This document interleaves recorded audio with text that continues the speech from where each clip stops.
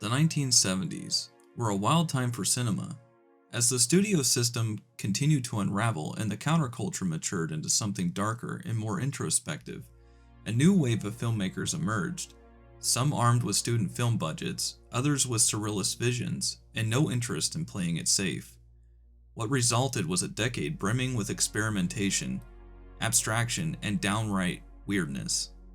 Not every film from this era is easy to digest, but some of the most bizarre entries turned out to be the most brilliant, carving out a legacy that still warps minds today.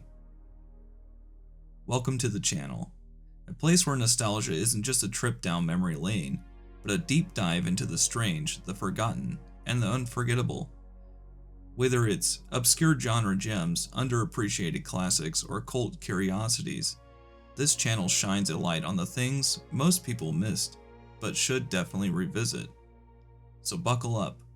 Today we're heading into the surreal, the cerebral, and sometimes the downright absurd, with 5 70s films that are bizarre, but absolutely brilliant. Imagine Sean Connery in a red loincloth, wielding a revolver and riding a giant floating stone head that bellows, "The gun is good, the penis is evil." That sounds like a fever dream. You're not too far off from the actual experience of Zardos. Directed by John Boorman, fresh off his gritty survival masterpiece, Deliverance, this movie is a total left turn into sci-fi psychedelia. Part philosophical treatise, part avant-garde theater, and part exploitation fantasy. Zardos is either a misunderstood masterpiece or a glorious mess, and possibly both. The plot is dense and deliberately disorienting. In a post-apocalyptic future, society is split between immortal elites called the Eternals and brutalized workers known as the Brutals. Connery's character, Zed, infiltrates the twisted utopia and proceeds to unravel its illusion of perfection. It's a narrative full of meditations on mortality, identity, and the dangers of utopian thinking, buried under layers of symbolism and bold, often bizarre imagery. It's the Wizard of Oz on acid, with an existential crisis thrown in for good measure. What makes Zardos brilliant isn't just its audacity, it's that Boorman takes his outlandish premise completely seriously. This isn't parody, it's an earnest attempt at grappling with big ideas through an unapologetically strange lens. It's the kind of film that leaves you baffled on a first watch, intrigued on the second, and perhaps deeply moved on the third. Or maybe you'll just laugh at the costumes. Either way, it's unforgettable.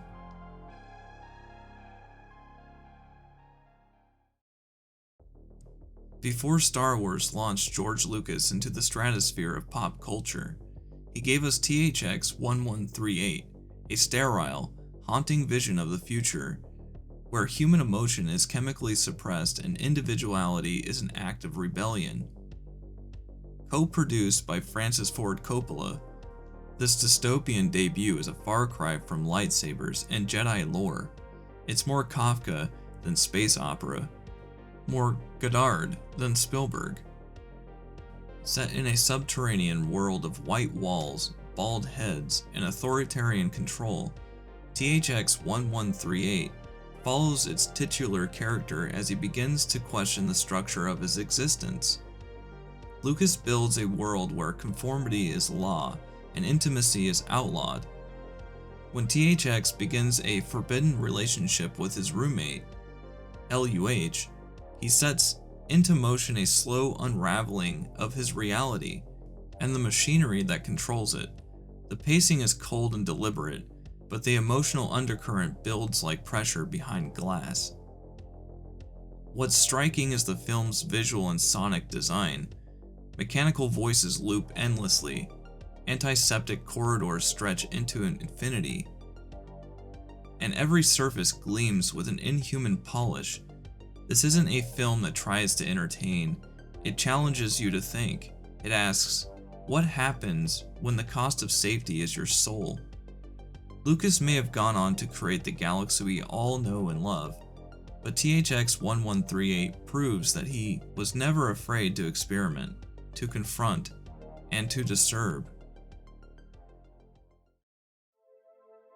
David Lynch's Eraserhead isn't just bizarre, it's nightmarishly immersive. Shot over several years on a shoestring budget, this industrial horror opera of anxiety and alienation was Lynch's first feature, and it still feels like a transmission from another dimension.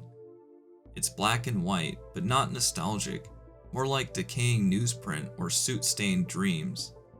Watching it feels less like watching a movie and more like stepping into someone's very specific nightmare.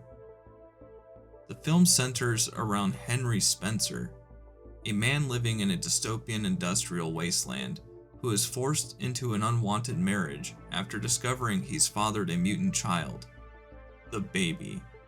In question, a shrieking deformed creature, is the stuff of Lynchian legend. But it's not just grotesque for the sake of shock.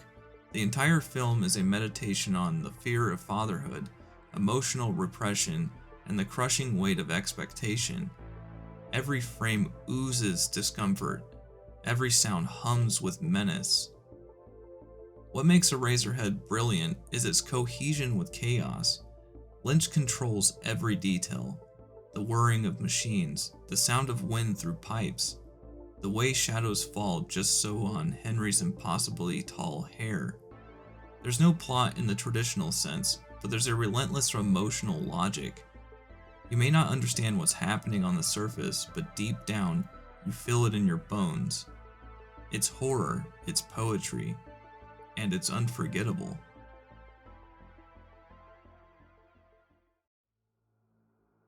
Long before Halloween and The Thing, John Carpenter took his first stab at filmmaking with Darkstar, a student project turned cult classic that fuses sci-fi philosophy with stoner comedy. Co-written with Dan O'Bannon, who would go on to write Alien, this film is a perfect example of how low-budget limitations can fuel creative brilliance. It's 2001: A Space Odyssey if it had been made by college kids with too much time, too little money, and an affection for existential absurdity. The story follows the misfit crew of the spaceship Darkstar as they travel the galaxy blowing up unstable planets. But after years of isolation and detachment, their mission and sanity begins to unravel. There's a beach ball-shaped alien that terrorizes the ship, a philosophical bomb that refuses to abort detonation, and conversations about the meaning of existence that feel more like dorm room debates than grand revelations. And yet, it works.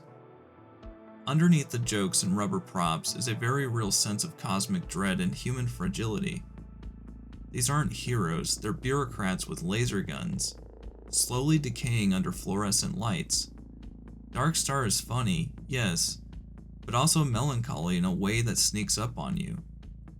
Carpenter's minimalist direction and O'Bannon's sardonic wit lay the groundwork for future genre greatness, proving you don't need blockbuster budgets to explore the terrifying emptiness of space or the human condition. Fantastic Planet is an animated film that defies easy explanation. It feels less like a traditional story and more like a vivid dream. One where the rules of reality twist and change the moment you think you've figured them out. The visuals are strange and hypnotic, filled with surreal hand-drawn landscapes and creatures that move in ways both fascinating and unsettling. It plays like a fable from another dimension, where logic bends, time stretches, and the bizarre somehow feels completely natural. The story follows a species of tiny humans who live under the rule of the Drags, blue-skinned giants who treat them as pets or pests. As the humans begin to fight back and develop their own society, the film unfolds as a chilling parable of oppression, evolution, and resistance. But what makes it unforgettable is the animation. Every frame is painted like a hallucination, filled with bizarre flora and unsettling fauna. Fantastic Planet is as philosophical as it is psychedelic. It reflects on colonialism, spiritual transcendence, and the arbitrary nature of dominance.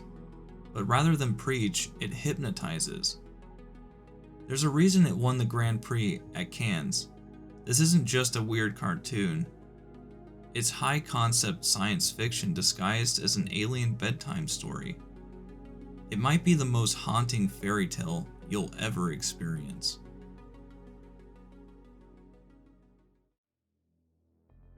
The 1970s weren't just a time of disco and polyester. They were a crucible for bold, experimental storytelling. The films we've looked at today might not have broken box office records, but they've endured because they dared to be different. They didn't play by the rules, and in doing so, they helped rewrite them. Whether you're drawn in by the visuals, the philosophy, or just the audacity, there's something undeniably brilliant buried in the bizarre. If this trip through surreal 70s cinema sparked your curiosity, be sure to hit that like button and subscribe for more deep dives into forgotten gems, cult classic and nostalgic oddities. This channel is all about celebrating the overlooked and the offbeat, and there's plenty more where this came from. Drop a comment below with your favorite bizarre movie, or one you think I should check out next. Until then, stay strange, and thanks for watching.